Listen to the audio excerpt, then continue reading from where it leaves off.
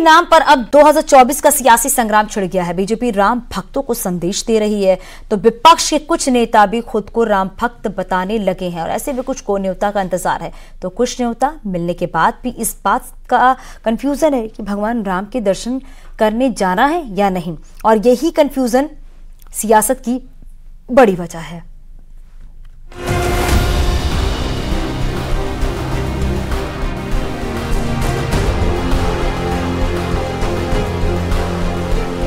राम नाम की गूंज है, झूम रहा पूरा देश, मन में प्रभु का नाम, सियासत भी अवशेष। जय सिया राम।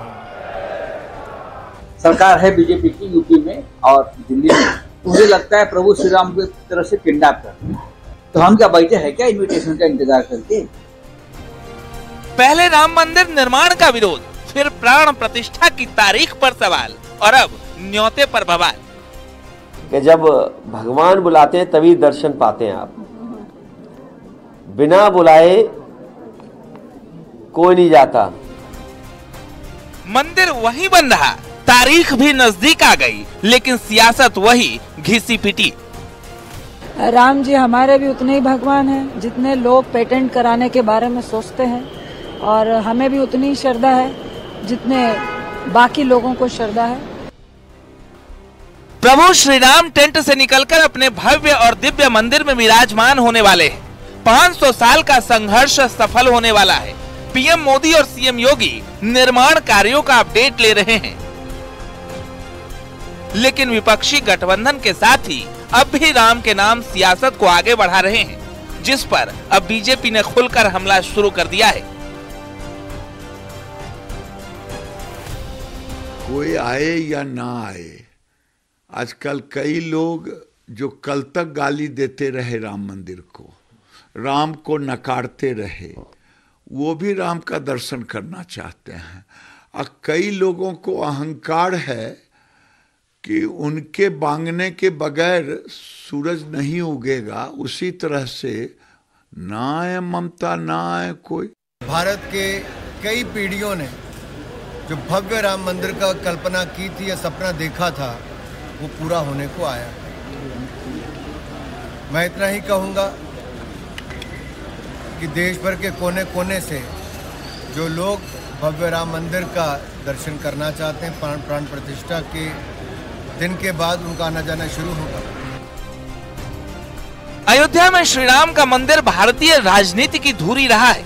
2 सीटों से सत्ता के शिखर तक पहुंचने में भी राम मंदिर के मुद्दे का बड़ा योगदान रहा है, और अब बीजेपी की रणनीति यही है कि राम मंदिर के मुद्दे पर ही जीत की हैट्रिक मारी जाए। बीजेपी चाहती है कि 2024 का रण राम मंदिर के मुद्दे पर ही लड़ा जाए, और जब इसकी भनक विपक्ष को लगी तो न्योते पर सवाल खड़े होने लगे और कह दिया राम सबके हैं। आपने देखा होगा कि भारतीय जनता पार्टी के बड़े बड़े नेता झाड़ू पकड़ करके झाड़ू लगा रहे हैं। केवल एक जगह झाड़ू लगने से सफाई हो जाएगी? पूरा उत्तर प्रदेश और पूरे उत्तर प्रदेश में जहां जहां स्मार्ट सिटी से लेकर के तमाम वादे किए गए थे, वो अभी पूरे नहीं हुए हैं। देखिए, कोई राजनीतिक दल का नेता क्या कहता है उस पर हमारा इसलिए ध्यान नहीं जाता है कि हम लोग राम के काम में लगे हुए हैं, और जो राजनीतिक दल हैं उनको यह लगता है कि भारतीय जनता पार्टी निमंत्रण बांट रही है तो भाजपा निमंत्रण नहीं बांट रही है। श्री राम जन्मभूमि तीर्थ क्षेत्र ट्रस्ट बांट रहा है। उनको ट्रस्ट से शिकायत है, संतों से शिकायत है कि राम भक्तों से शिकायत है, भाजपा से शिकायत है तो उनको हो सकती है, क्योंकि हम लोगों ने सदा कहा है जहां राम ने जन्म लिया है मंदिर भव्य बनाएंगे, दिव्य बनाएंगे। इन सब के बीच अयोध्या में राम मंदिर के निर्माण कार्य को और तेज कर दिया गया है। नक्काशी और पेंटिंग को फाइनल टच दिया जा रहा है, क्योंकि 30 दिसंबर को पीएम मोदी अयोध्या पहुंचेंगे। अयोध्या धाम रेलवे स्टेशन का उद्घाटन करेंगे। 84 कोसी यात्रा मार्ग से शराब की दुकानें हटाई जाएंगी। 22 जनवरी 2024 को प्राण प्रतिष्ठा का कार्यक्रम होगा। यानी पीएम मोदी 1 महीने में 2 बार अयोध्या दौरे पर जाने वाले हैं, और उससे पहले तैयारी पूरी हो रही है। लेकिन विपक्षी गठबंधन अब भी न्योते पर अटका है। क्योंकि विपक्ष से जिन्हें न्योता मिला वो इस बात से कंफ्यूज है कि जाना है या नहीं, और जिन्हें अब तक न्योता नहीं मिला वो इस बात से परेशान हैं कि कहीं चुनाव में इससे नुकसान न हो जाए। लेकिन जो सत्य है वो श्री राम और Ayodhya Dham. Bureau report, news 18।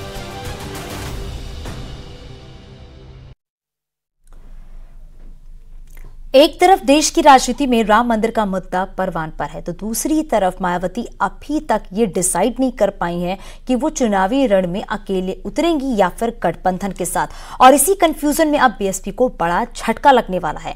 जानकारी ये है कि बीएसपी सांसद संगीता आजाद और पूर्व विधायक पप्पू आजाद बीएसपी छोड़ बीजेपी में शामिल होने वाले हैं।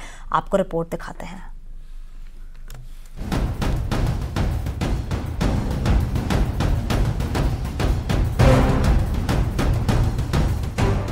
उत्तर प्रदेश में जनाधार खोती बीएसपी को एक और झटका लगने वाला है। एक बार फिर मायावती का कुनबा कमजोर होने वाला है, क्योंकि बीएसपी में बगावती सुर तेज हो चुके हैं।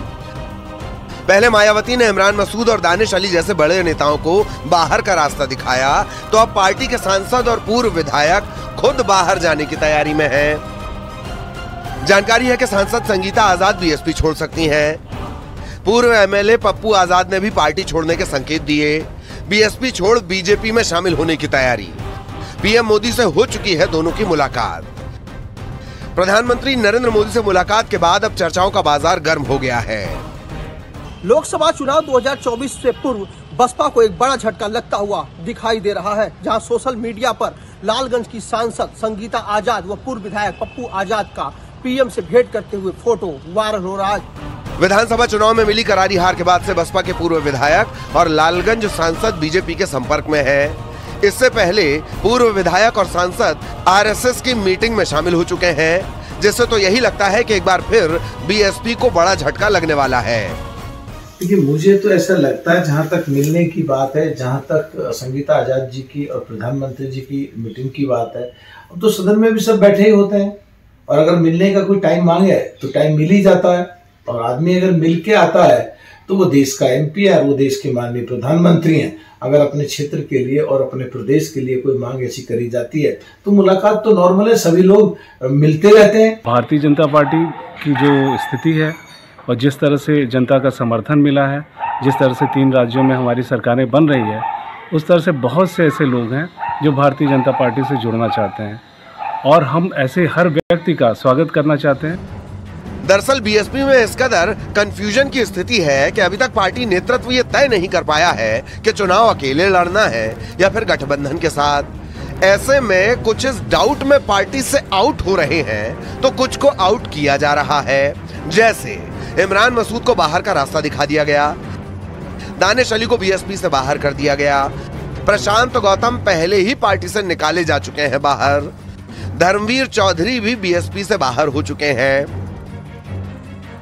ये बीएसपी के वो नेता हैं जिन्हें अनुशासनहीनता और पार्टी विरोधी गतिविधियों में शामिल होने के आरोप में बीएसपी ने बाहर का रास्ता दिखाया है। लेकिन उनका क्या, जो खुद पार्टी से बाहर जाने की तैयारी में है। मतलब साफ है, बीएसपी का कुनबा अब और कमजोर हो चुका है।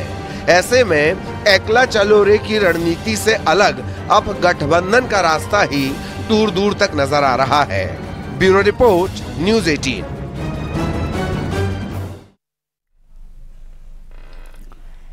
तो आगामी लोकसभा चुनाव को देखते हुए बीएसपी को एक बड़ा झटका लगने वाला है। हालांकि अब देखना यह होगा कि क्या बीएसपी अकेले ही चुनावी मैदान में उतरेगी या फिर गठबंधन के साथ। हालांकि कई सारे सवाल अब भी खड़े हो रहे हैं, क्योंकि कहा जा रहा है कि बीएसपी के अंदर ही जो फूट देखने को मिल रही है उसका असर आने वाले लोकसभा चुनाव में भी साफ तौर पर देखा जा सकता है। हालांकि अब एड़ी चोटी का जोर लगाया जा रहा है और समाजवादी पार्टी की तरफ से भी देखा जा रहा है किस तरीके से तैयारी की जा रही है, क्योंकि 2024 लोकसभा चुनाव के लिए तैयारियां शुरू हो चुकी हैं। और यहां रुकेंगे छोटे से ब्रेक के लिए, जल्द लौटते हैं। आप देख रहे हैं न्यूज़ 18 उत्तर प्रदेश उत्तराखंड।